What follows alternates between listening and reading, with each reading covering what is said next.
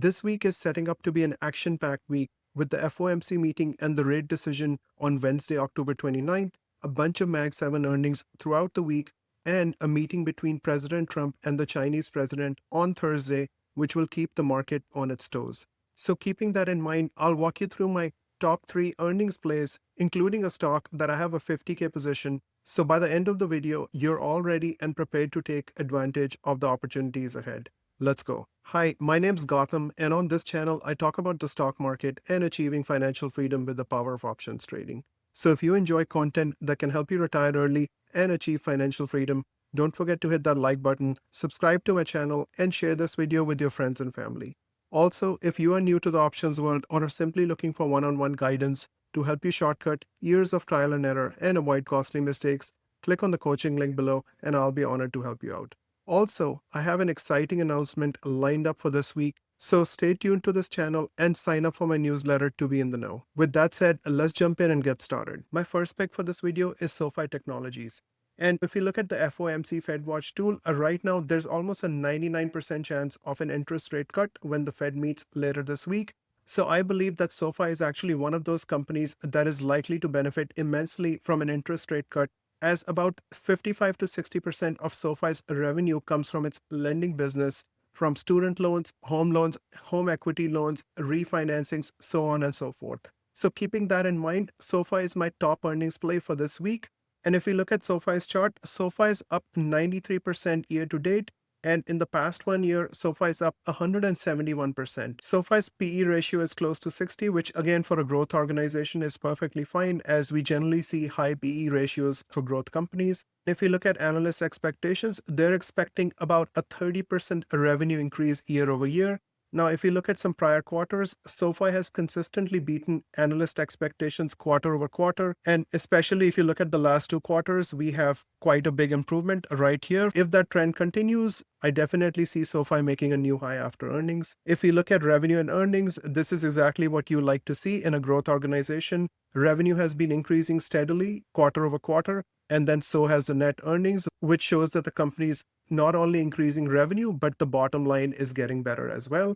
Now, if you look at analyst price targets, we have an average price target of 23. Obviously, SoFi is currently at 29.81, which is higher than the average price target. And I do believe that it has a much more room to run if the earnings come in line with expectations. If you look at SoFi's 6-month chart, it's currently trading close to the top of its Bollinger Band and also very close to its all-time high, which is $30.30. Now, as far as earnings go and how I'd like to play SoFi, let's open the options chain and see what the expected move for SoFi is for this week. So right now I see an expected move of about $3.6 from the current price.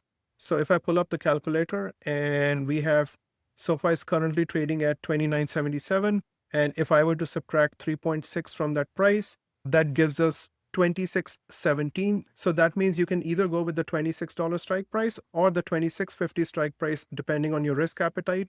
Now, if you look at the delta, the 26 strike price is a 15 delta, meaning that there's a 15% chance of SoFi getting to $26 by the end of this week. Or if we look at the 26.50 strike price, this is a 18 delta, meaning that there's an 18% chance of SoFi getting to this level by the end of this week. Now, given SoFi's prior performance, I'm still pretty bullish on SoFi, so I'm comfortable going with the 26.50 strike price. So if we go with the 26.50 strike price, that is a return of about 1.75 in just about a week. So I like the 26.50 strike price. And just to show you that I put my money where my mouth is, I opened a position at the 26.50 strike price earlier this morning. I sold 10 cash secured puts at the 26.50 strike price, and I collected a premium of $460. I also have another position on SoFi at the 24.50 strike price that I opened earlier this month, where I sold 10 cash secured puts. And for this position, since I sold it earlier this month, I collected a premium of $1,000. So basically, I have about a 50K position on SoFi currently. And even if SoFi were to get down to the 26.50 strike price, that's close to the 50-day moving average. And I'd be very happy to pick up some SoFi shares at that strike price and ride it all the way back to all-time highs. My next pick is Amazon. And while Amazon has lagged the S&P 500 and its Mag 7 counterparts, it still has a lot of potential.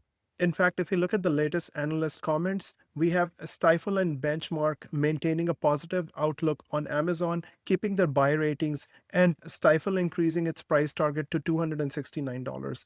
Upcoming Q3 earnings are expected to show significant growth across key metrics, particularly in the Amazon Web Services and its advertising services division. If you look at earnings per share, obviously Amazon has been beating analyst expectations quarter over quarter, looking pretty solid, and revenue and earnings look pretty stable. We have an average price target of $267 on Amazon, and Amazon's currently trading at $227. So there's certainly a lot of room towards the upside. If you look at Amazon's 6-month chart, Amazon's currently trading towards the top of its Bollinger Band, like a lot of stocks in the stock market right now.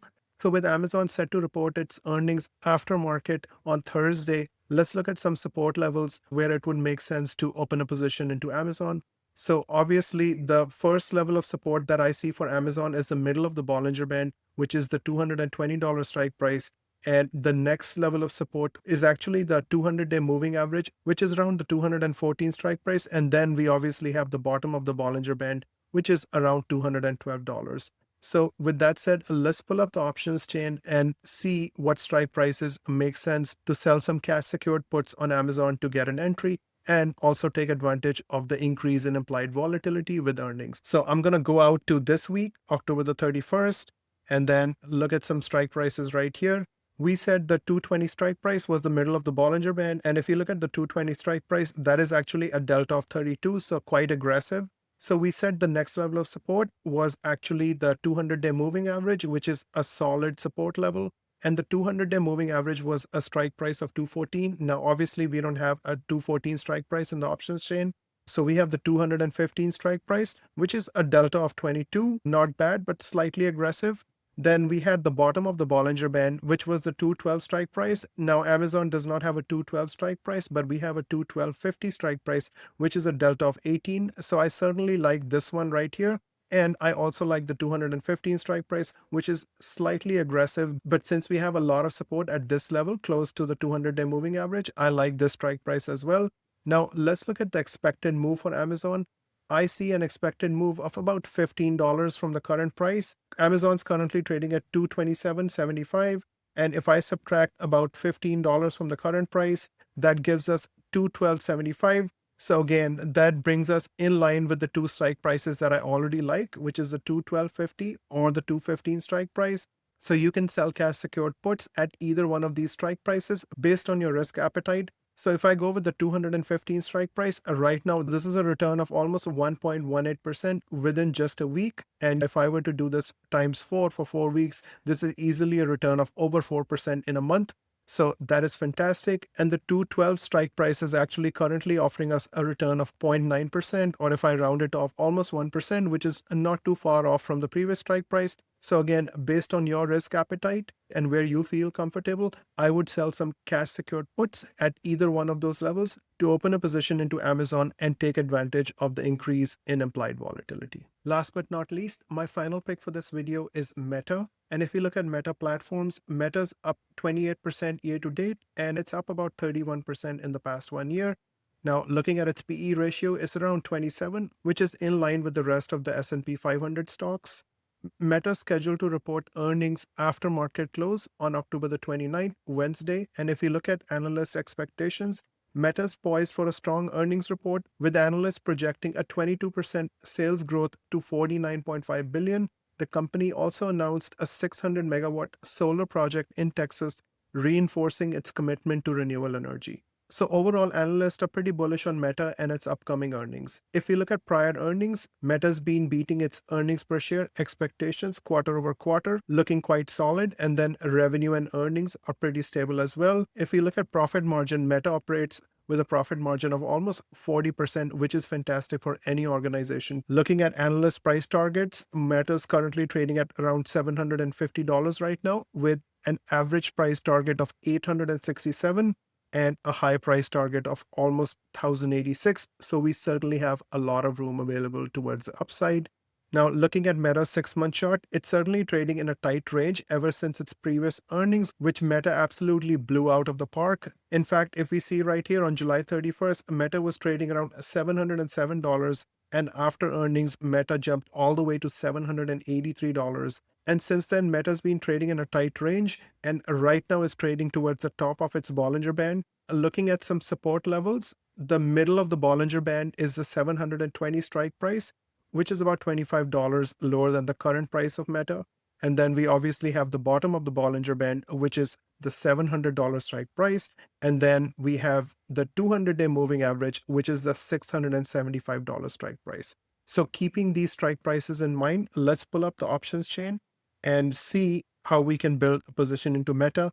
Now, knowing that Meta is trading around $750, to sell one cash secured put on Meta would require a collateral of $75,000. So keeping that in mind, for this position, I'm actually going to do a credit spread on Meta instead of selling a cash secured put.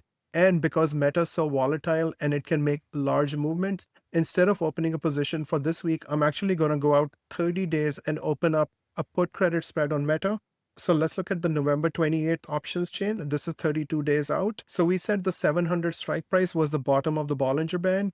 And if you look at the delta, that is a delta of 26. So still slightly aggressive for my taste, especially knowing that Meta can make large moves. We said the next level of support that we had for Meta was a 200-day moving average, which was actually around 675.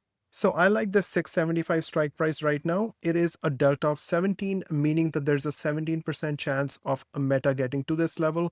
Now I'm going to be even safer and go down 10 strike prices to the 665 strike price. So I'm going to sell the 665 strike price and I'm actually going to go 10 strike prices below to the 655 strike price and buy the 655 put option to build our put credit spread together. And obviously, this is a $10 wide spread.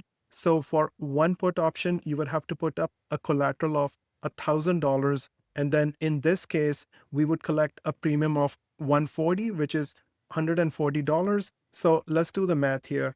This is about 32 days out. So we're collecting a premium of $140 by putting up a collateral of $1,000. So again, this is a 14% return in just 1 month. So whether you're a small account and want to play the Mag 7 or somebody with a decent size account that does not want to put up $75,000 in collateral by selling one cash secured put on Meta, this is a great way to play a Mag 7 stock that is priced quite high. And then again, you would only have to put up $1,000 in collateral to set up one put credit spread on Meta at a fairly safe strike price. In fact, the 665 strike price is a delta of 14. So I believe this is a fairly safe trade. And then again, this would be a 14% return by just putting up $1,000 for this play. So that's it for today's video. If you enjoyed it or learned anything useful, don't forget to hit that like button, subscribe to my channel, and comment down below with your thoughts or questions. If you would like one-on-one coaching directly with me, click on the first link in the description below, and I'd love to help you out.